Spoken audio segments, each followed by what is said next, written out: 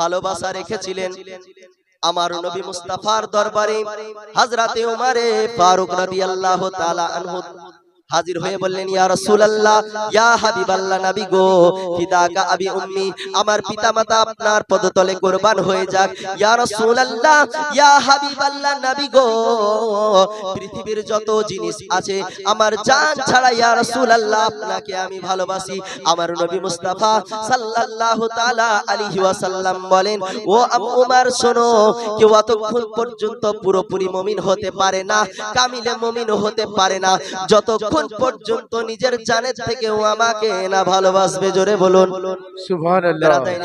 ইসলামিয়া হযরতে উমরে ফারুকের মহব্বত দেখুন, ভালোবাসা দেখুন। হযরতে উমরে ফারুক বলতে আছেন, ইয়া রাসূলুল্লাহ, ইয়া হাবিবাল্লাহ, নবী গো, আজ থেকে আমি নিজের জানের থেকেও আপনাকে আমি ভালোবাসবো। জোরে বলুন সুবহানাল্লাহ।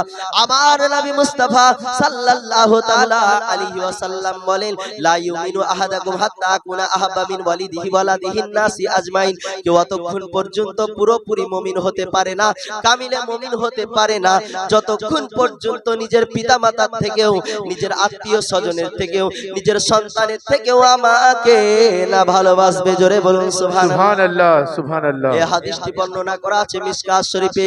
আপনারা যদি মিশকাত শরীফ বাড়িতে থাকে তাহলে আপনারা খুলে দেখে নিতে পারেন। এই হাদিসের মধ্যে আমার নবী মুস্তাফা বলতে আছেন, কেউ অতক্ষণ পর্যন্ত পুরোপুরি মুমিন হতে পারে না, যতক্ষণ পর্যন্ত নিজের সন্তানের থেকেও, নিজের আত্মীয় স্বজনের থেকেও, আমাকে নিজের জানের থেকেও না ভালোবাসবে, ততক্ষণ পর্যন্ত কেউ পুরোপুরি মুমিন হতে পারে না। এ বেরাদাইন